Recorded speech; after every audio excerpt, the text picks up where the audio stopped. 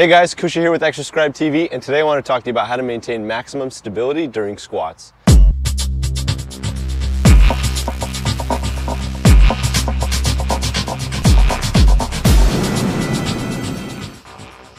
So when you're doing squats, what you want is first you want to make sure your feet have the toes pointed straight, not out. That's kind of a myth that they should be pointed out.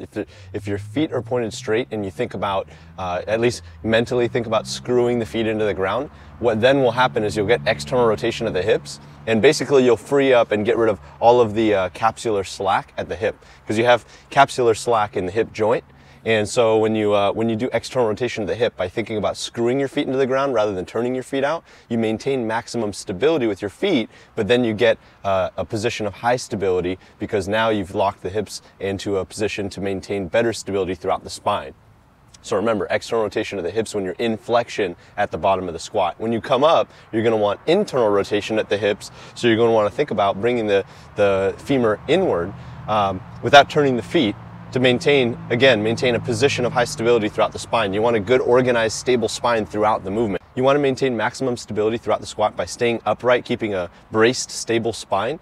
And as you squat down, like I said, when you go into flexion, you want external rotation of the hips to get rid of the capsular slack. And then when you stand up, you want internal rotation to get rid of the capsular slack. Well, as long as you get rid of that slack and you make sure that you have control, you're going to have a nice, braced, stable spine throughout the movement. And the last thing I want to talk about is where you're putting the weight into.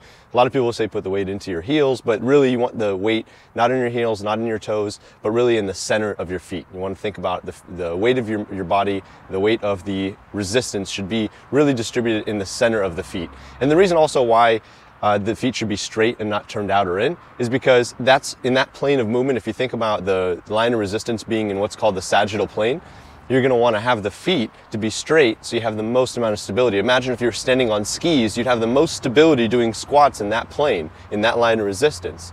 And if you turn the toes out, you reduce your plane of support, or your base of support becomes weaker essentially. So there you have it. The keys are make sure, keep your toes straight, think about screwing your feet into the ground as you go throughout the squat, get good external rotation by trying to drive the knees out as you go into flexion in the squat, stay upright and keep a nice braced, stable spine throughout the squat, and then when you come up to the top, make sure you get good rotation of the hips again going in to make sure you get rid of that capsular slack and make sure you keep a nice braced lumbar spine. Thanks for tuning in today to Exerscribe TV. See you soon.